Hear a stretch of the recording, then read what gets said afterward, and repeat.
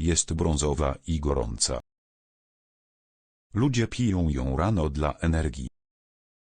Czy kawa sprawi, że przytyjesz? Może nie, ale jestem prawie pewien, że pomogła mi stać się grubym i niespokojnym. Czy kawa jest dla ciebie szkodliwa i ile powinieneś jej pić?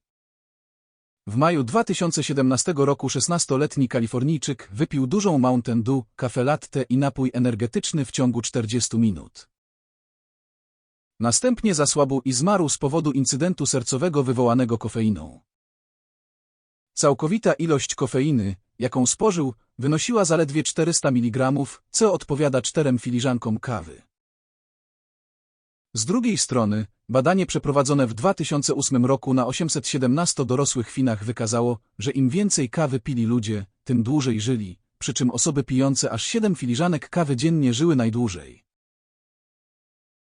Przypadek 16-latka jest niezwykle rzadki, ale najwyraźniej kofeina może mieć bardzo różny wpływ na różne osoby. Ale dlaczego? Trudno jest przewidzieć, jak każda osoba zareaguje na swoją spersonalizowaną filiżankę kawy, ponieważ każdy inaczej metabolizuje kofeinę. Ponadto w kawie znajduje się mnóstwo innych związków, które zmieniają się w zależności od wszystkiego, od sposobu uprawy i przetwarzania kawy, przez sposób palenia ziaren, aż po sposób przygotowania każdej filiżanki kawy. Stwierdzono na przykład, że kawa parzona we francuskim ekspresie podnosi poziom cholesterolu, podczas gdy kawa filtrowana nie. Osobiście zawsze jestem bardziej roztrzesiony po tańszych kawach i zwykle czuję się lepiej po kawach organicznych. Różnica polega prawdopodobnie na tym, że nieekologiczne kawy są oblane wszelkiego rodzaju pestycydami. Mam również skłonność do odczuwania gorąca, mdłości i roztrzęsienia po czarnej kawie, ale czuję się dobrze po kawach z mlekiem lub latte. Około 2 miesiące temu opu na YouTube tę ankietę, w której oddaliście 15 000 głosów. Ciekawe jest to, że 21% z was stwierdziło, że czuje się znacznie lepiej po odstawieniu kawy, a 12% stwierdziło, że czuje się przynajmniej trochę lepiej. Pod koniec maja z dumą opu na mojej stronie Patreon strategię odstawiania kawy, którą zastosowałem. Skończyło się na tym, że byłem wolny od kawy i kofeiny przez nieco ponad miesiąc i czułem się o wiele lepiej. Zmiany były subtelne i następowały powoli. Zwykle zaciskam szczękę, gdy czuję się spięty, dlatego mój mięsień żwacz jest tak duży. Czasami zaciskam je tak mocno w nocy, że budzę się z bólem głowy i dużym napięciem z boku twarzy. Potem zauważyłem, że kiedy nie piję kawy, zaciskam szczękę mniej i budzę się z mniejszym napięciem na twarzy.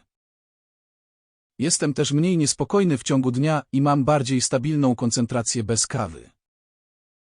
Najbardziej zaskakujące dla mnie jest to, że odstawienie kawy drastycznie zmniejszyło mój apetyt.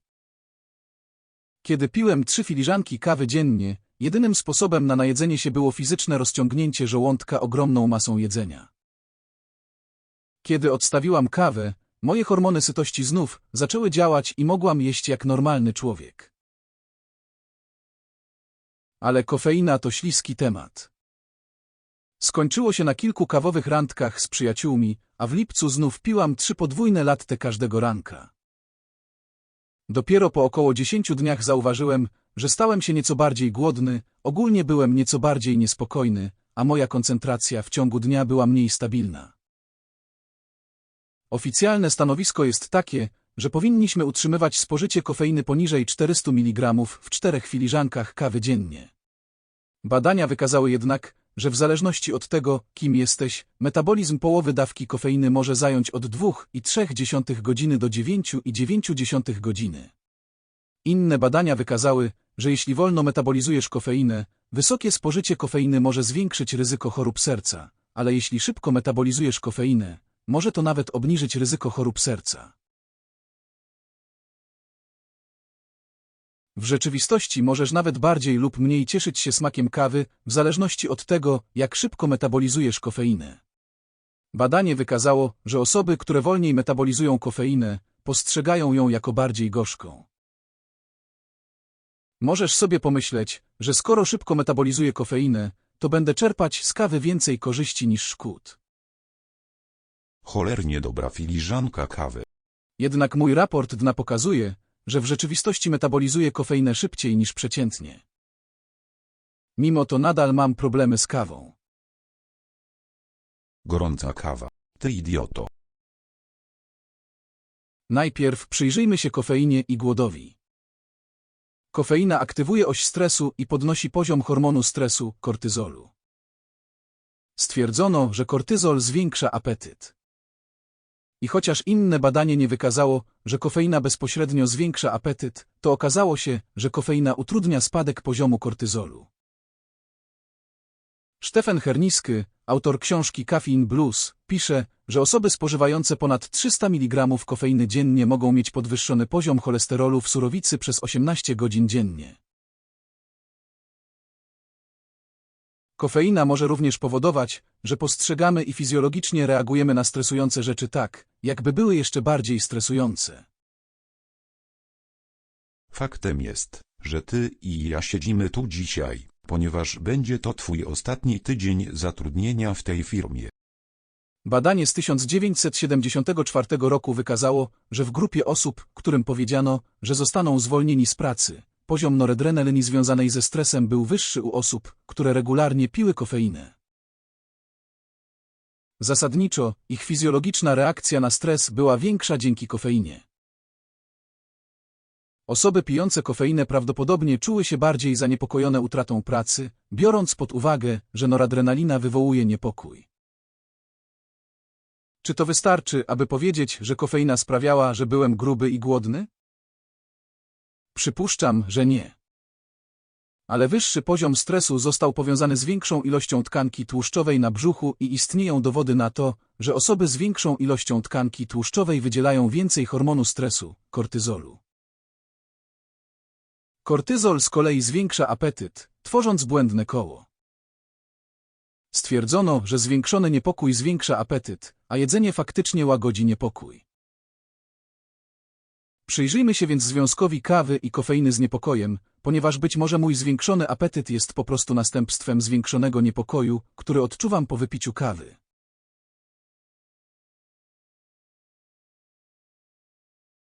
Przeprowadzono badania wykazujące, że spożycie kawy powoduje, że osoby z bruksizmem bardziej zaciskają szczękę. Jak wyjaśniłem wcześniej, tak jest również w moim przypadku. Zdarza mi się zaciskać szczękę, gdy jestem niespokojny lub spięty i wydaje się, że ogólnie jestem bardziej niespokojny przez cały dzień, gdy regularnie piję kawę. Istnieje wiele artykułów mówiących o wywołującym niepokój działaniu kofeiny, a w przeszłości zdarzały się przypadki normalnych, zdrowych ludzi cierpiących na ataki paniki po wypiciu zaledwie 500 mg kofeiny, czyli około 5 filiżanek kawy. Badanie przeprowadzone na osobach cierpiących na zaburzenia lękowe wykazało, że 71% pacjentów stwierdziło, że picie kofeiny jest podobne do doświadczenia ataku paniki, ale oczywiście w mniejszym stopniu. Kilka artykułów opisuje zjawisko zwane kofeinizmem, które jest zasadniczo chronicznym niepokojem spowodowanym piciem zbyt dużej ilości kofeiny. Już w 1978 roku napisano, że nie ma niezawodnego sposobu na odróżnienie kogoś, kto faktycznie cierpi na zaburzenia lękowe, od kogoś, kto jest po prostu wrażliwy na kofeinę i pije jej zbyt dużo. W rzeczywistości, w badaniu analizującym 6 różnych przypadków osób z zaburzeniami lękowymi w stopniu, w jakim przyjmowali oni leki na ich niepokój. U wszystkich 6 z nich nastąpiła znaczna poprawa w zakresie lęku po odstawieniu kofeiny, a 5 z 6 osób nie potrzebowało już żadnych leków przeciwlękowych po odstawieniu kofeiny. W rzeczywistości jedna z osób, po odstawieniu kofeiny i pozbyciu się niepokoju, przypadkowo wypiła kawę z kofeiną jednego dnia, a następnie doświadczyła objawów lękowych przez następne 2 tygodnie. W wielu pracach stwierdzono, że więcej kofeiny prowadzi do większego niepokoju u normalnych ludzi, a oczywiście osoby z zaburzeniami lękowymi są znacznie bardziej wrażliwe na kofeinę. Co więc, jeśli kofeina wywołuje przynajmniej niewielką, subtelną ilość niepokoju u każdego, a ty po prostu zauważasz to mniej lub bardziej w zależności od tego, jak bardzo jesteś wrażliwy na kofeinę? Jak łatwo jest stwierdzić, czy masz po prostu zły dzień, czy też wypiłeś trochę za dużo kawy? Z kofeiną jest tak. Najwyraźniej zmienia ona coś w mózgu.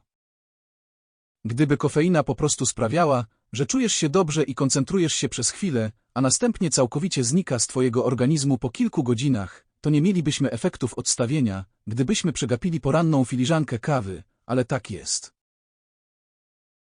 Kofeina działa poprzez blokowanie działania substancji chemicznej adenozyny w naszym mózgu. Kiedy adenozyna normalnie działa na receptor adenozyny, czujemy się senni, a jednym z powodów, dla których kofeina ma swoje działanie, jest to, że kofeina blokuje ten senny receptor adenozyny. Myślę, że większość ludzi słyszała o fajnych neuroprzekaźnikach, takich jak dopamina i serotonina, ale ludzie nie mówią zbyt często o adenozynie. Receptory adenozyny znajdują się w prawie wszystkich narządach i tkankach, a także w mózgu i rdzeniu kręgowym. Adenozyna pełni wiele skomplikowanych funkcji. Badania wykazały, że adenozyna ma właściwości przeciwzapalne. Adenozyna reguluje sen i zmniejsza pobudliwość komórek mózgowych, co oznacza, że uspokaja. Ma również wpływ na naczynia krwionośne. W rzeczywistości badania wykazały, że gdy podajesz ludziom kofeinę, przepływ krwi w mózgu jest zmniejszony. Badania wykazały również, że adenozyna ma działanie przeciwlękowe i przeciwdepresyjne. Nie musisz tego wszystkiego pamiętać, ale na razie chodzi mi o to, że system adenozyny jest bardzo skomplikowany i zniuansowany. Nie możemy po prostu powiedzieć, że adenozyna jest substancją wywołującą senność, a ja nie chcę być senny, więc będę pił dużo kofeiny, a wszystkie moje problemy zostaną rozwiązane bez skutków ubocznych. Kiedy stale blokujesz receptory adenozyny w mózgu, mózg tworzy więcej receptorów, aby zachować równowagę w odpowiedzi na fakt, że receptory otrzymują nienormalnie niską stymulację. Aby być bardziej szczegółowym, istnieje kilka rodzajów receptorów adenozyny, ale główne z nich to A1 i A2A. Kofeina działa poprzez blokowanie obu z nich. Ciągłe blokowanie receptorów adenozyny oznacza, że powstanie więcej receptorów adenozyny. Co więc się dzieje, gdy masz więcej receptorów adenozyny, dzięki czemu twój mózg jest bardziej wrażliwy na adenozynę? Rozważ to. Lęk i depresja często występują razem. Badania wykazały, że jeśli wystawisz gryzonie na przewlekły stres, ten przewlekły stres wytworzy więcej receptorów adenozyny A2A w mózgu gryzonia. I temu wzrostowi receptorów A2A towarzyszy wzrost zachowań podobnych do depresji. Innym sposobem na zwiększenie receptorów adenozyny A2A jest picie kofeiny. Zmiany w mózgu, które obserwujesz, gdy stale pijesz kofeinę, są podobne do zmian w mózgu, które obserwujesz, gdy jesteś stale narażony na stres.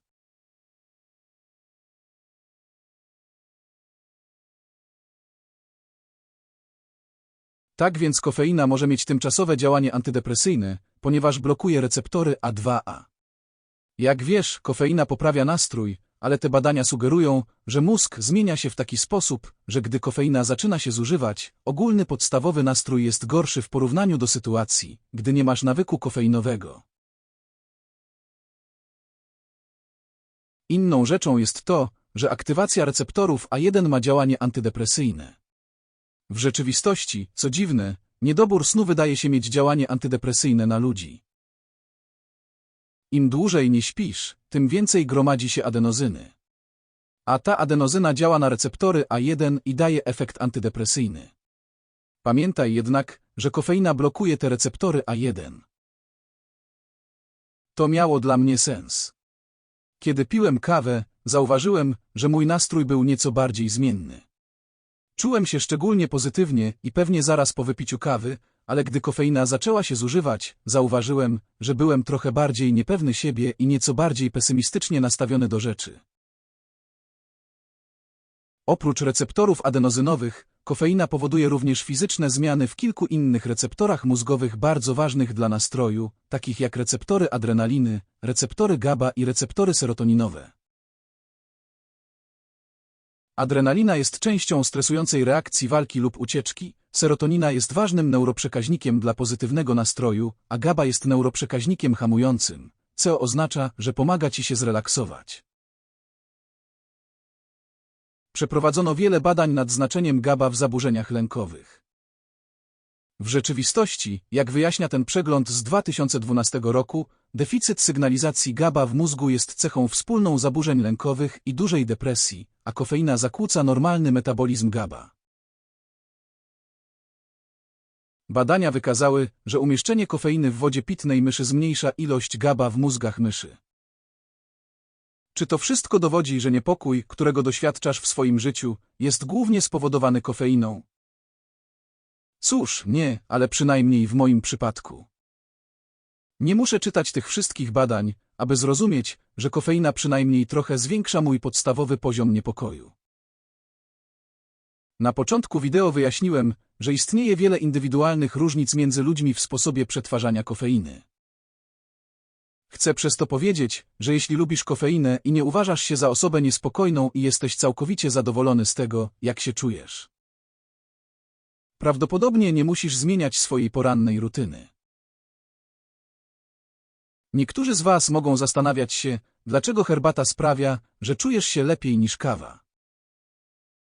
Może to być spowodowane związkiem o nazwie L-teanina, który znajduje się w herbacie, a nie w kawie. Badanie wykazało, że przyjmowanie 250 mg L-teaniny z 150 mg kofeiny prowadziło do tego, że ludzie mieli lepszy czas reakcji, mieli mniej bólów głowy, czuli się mniej zmęczeni i czuli się bardziej czujni niż tylko przyjmując samą kofeinę.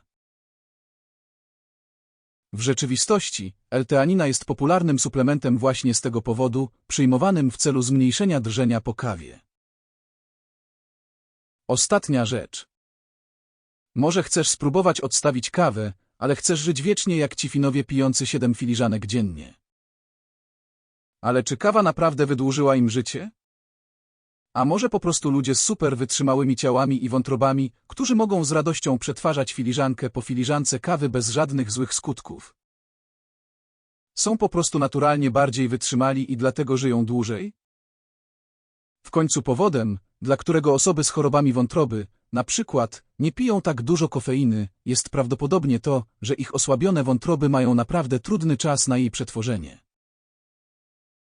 Więc prawdopodobnie nie jest tak, że picie dużej ilości kawy sprawia, że ludzie żyją dłużej, ale że ludzie, którzy mogą pić dużo kawy, żyją dłużej. Jeśli więc szukasz porady, spróbuj wypić kilka różnych kaw wysokiej jakości, aż znajdziesz tę, która sprawia, że czujesz się najlepiej.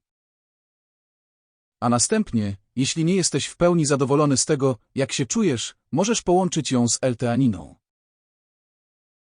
Jeśli nie masz szczęścia, możesz przynajmniej spróbować zobaczyć, jak się czujesz bez kawy przez kilka tygodni. Ponieważ blokowanie receptorów adenozyny ma wiele dalszych skutków, możesz zauważyć pewne zmiany, które nie wydają się być spowodowane przez kawę. Upewnij się jednak, że zwracasz na to uwagę. Szczerze mówiąc, zajęło mi 2 cykle odstawienia kawy na miesiąc, a następnie zmniejszenie apetytu, a następnie ponowne rozpoczęcie picia kawy, a następnie zwiększenie apetytu, aby w końcu potwierdzić, że tak, przybieram na wadze z powodu mojego nawyku picia kawy. Zmiany, które odczuwasz, prawdopodobnie będą pojawiać się bardzo powoli i musisz również zwracać uwagę, aby odróżnić je od efektów odstawienia. Jeśli podobało Ci się to, zasubskrybuj kanał i zapisz się na mój newsletter w opisie. Na potrzeby tego filmu przeprowadziłem mnóstwo badań na temat kofeiny. Być może wkrótce przygotuję newsletter na ten temat. Możesz mnie również znaleźć na Twitterze i Instagramie. Więc grasz w bilard ze swoim przyjacielem, a on patrzy na tę konfigurację. Za chwilę wyślę bilę białą prosto w 8. Po tym, jak twój znajomy wykona strzał, która z bil się poruszy? Jeśli chcesz poznać odpowiedź i dowiedzieć się więcej o zasadach rządzących otaczającym cię światem dzięki zabawnym wyzwaniom takim jak to, musisz zapoznać się z genialnym kursem naukowego myślenia. Jeśli jesteś z natury ciekawski lub chcesz rozwinąć swoje umiejętności rozwiązywania problemów lub zdolności analityczne, spodoba Ci się prowokująca do myślenia matematyka, nauki ścisłe i informatyka Brilliant, zaprojektowana tak, aby rozbić złożone koncepcje naukowe na zrozumiałe fragmenty. Na przykład ta lekcja o sieciach neuronowych. Dowiesz się z niej, jak komputer uczy się grać w kółko i krzyżyk oraz jak trenowane są sztuczne neurony. Dzięki ponad 60 interaktywnym kursom z zakresu matematyki, nauk ścisłych i informatyki, Brilliant pozwoli Ci lepiej zrozumieć nasz współczesny świat, dzięki uporządkowanemu i angażującemu podejściu. Sprawdź brilliant.org/WL, a pierwsze 200 osób, które skorzystają z mojego linku, otrzyma 20% zniżki na roczną subskrypcję.